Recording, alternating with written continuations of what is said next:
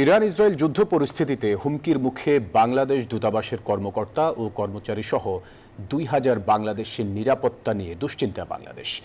এমনটি জানিয়েছেন ভারপ্রাপ্ত পররাষ্ট্র সচিব রুহুল আলম সিদ্দিকী। তিনি জানান, এর মধ্যে ইরানে অবস্থানরত প্রায় ১০০ বাংলাদেশি নাগরিককে নিরাপদে স্থানান্তর ও দেশে ফেরত আনতে সকল ব্যবস্থা গ্রহণ করেছে পররাষ্ট্র মন্ত্রণালয়।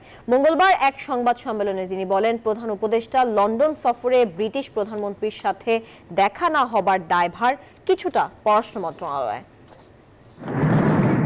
ইসরায়েলের সঙ্গে যুদ্ধের জেরে ইরানের রাজধানী তেহরানে ভয়ঙ্কর পরিস্থিতিতে রয়েছেন বাংলাদেশিরা।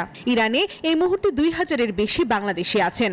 এর মধ্যে দূতাবাসের কর্মকর্তা কর্মচারী সহ তেহরানে আছেন ৪০০ জন।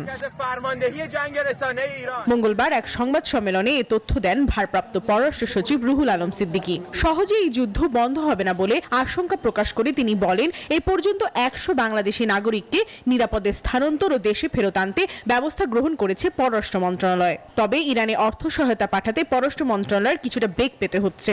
আমরা ওই ১০০ জনের মতো বাংলাদেশি যারা আমাদের সাথে যোগাযোগ করেছে, তেহরানে আছে, তাদেরকে সহ আমাদের দূতাবাসে যত পরিবার আছে তাদেরকে নিরাপদ স্থানে সরিয়ে নেওয়ার জন্য সকল ব্যবস্থা সম্পন্ন করব। আমাদের ওখানে অর্থ প্রেরণ করার অত্যন্ত ডিফিকাল্টি আছে।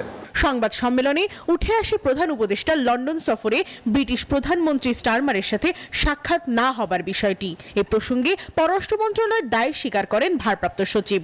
সফর পরিচালনার অংশ ছিলাম, সুতরাং কিছুটা তো দায়ভার আমাদের উপরে আসেই।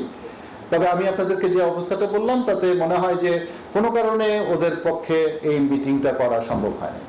পুশিন ইস্যুতে ভারতের সাথে কূটনৈতিক আলোচনার প্রস্তাব দেওয়া হয়েছে বলে উল্লেখ করে ভারপ্রাপ্ত সচিব আরও জানান, বন্যা পরিস্থিতি মোকাবিলায় রিয়েল টাইম ফোরকাস্ট তথ্য শেয়ারের জন্য ভারতের সাথে আলোচনা চলছে। ফ্লাড ফোরকাস্টিং এর বিষয়ে রিকোয়েস্ট করেছি রিয়েল টাইম ইনফরমেশন শেয়ার করার জন্য। এবং প্রমাদ চৌধুরী, নিউজ 24, ঢাকা। বান্ডেল থাকলে প্রতি সেনমানিতে টাকা বাঁচবে। বিকাশ সেনমানি বান্ডেল কিনে জিতুন প্রতি লেনদেনে।